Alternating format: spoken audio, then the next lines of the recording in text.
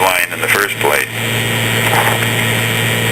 I don't know. Hell, I just had the money and I went to get a ride in an airplane. The guy said that he'd teach me to fly for X number of dollars, and besides he had an airplane for sale. And combine it with that with instruction.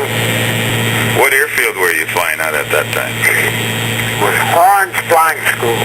Oh. H-O-R-N-E-S. Orange Flying School in Willoughby, Ohio. And I had a Piper Cub. I bought a Piper Cub. So I had quite a bit of time in that, and of course, it's like a little pilot. You want something bigger and faster.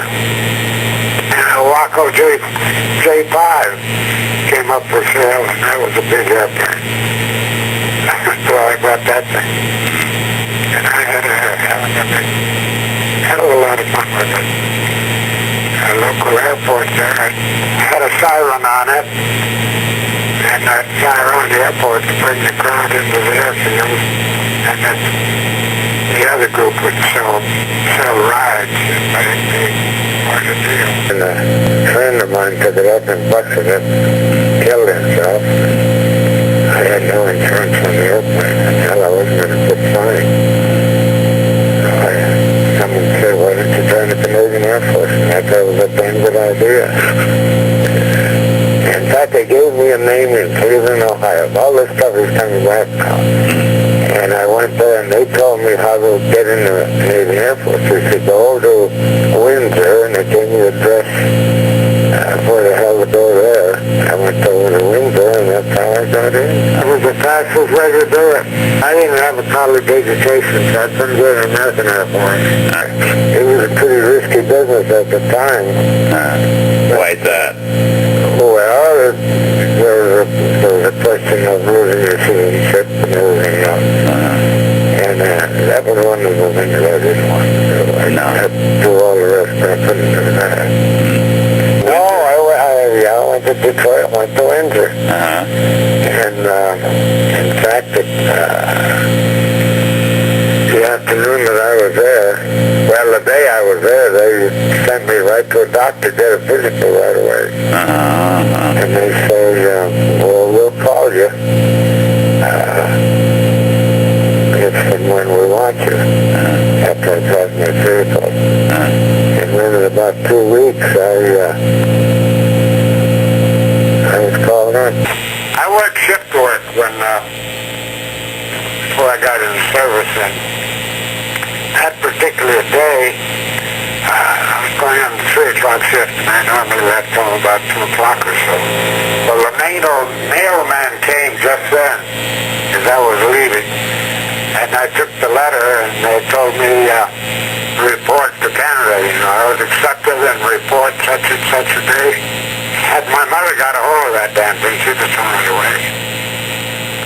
And that would have been the end of that thing. They just figured, well, Canada wasn't interested, and that would have been the end of it. Because she just was so afraid for me. In fact, she didn't like me flying. Scared stiff. No, I just went to work in a regular shift and told everybody I was leaving. I just quit, no notice, no nothing. I said, I'm leaving, and they wanted to know where the hell I was going. And once I said I was going to Canada, oh hell, they were all for it. They thought I was crazy, but I flew the best the Canadians had. I'll tell you, I was real happy with it. And I loved to fight them off. Not much of an airplane to fly in the wintertime. But I was out at Regina, Portage La Prairie, Winnipeg, and then St. Paul. The hell of it is, while we were aboard,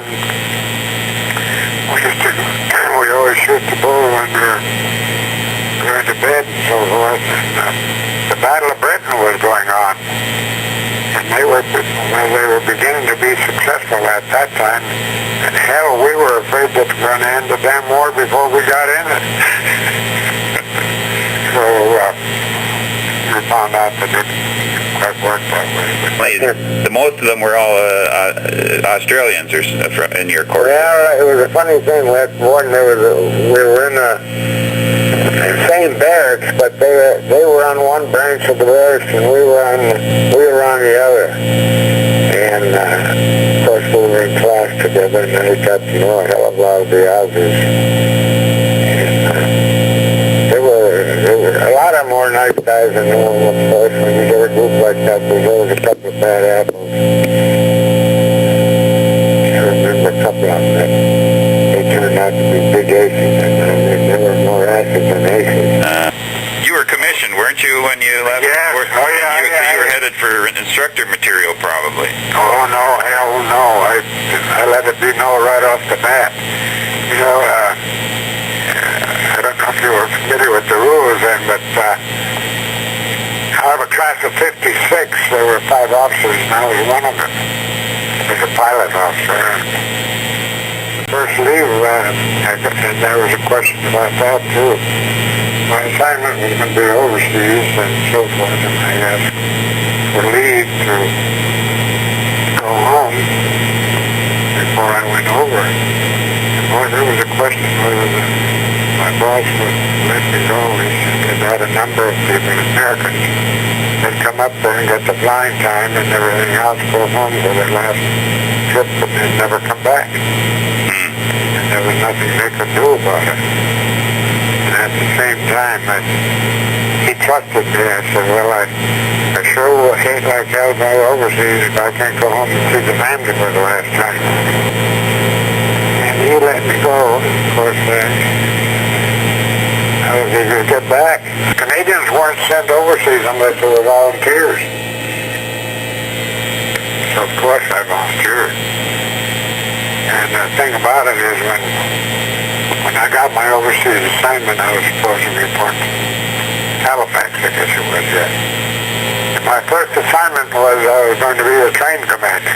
There was a brand new pilot officer, green as hell, young as hell, and I don't know how many troops there were on that train. And I asked the conductor, what the hell do I do? He said he wasn't too sure either. He said, just, you're the representative, and you get a bedroom, a special bedroom for your office, and the whole works of Jesus. I started out in style. I love you.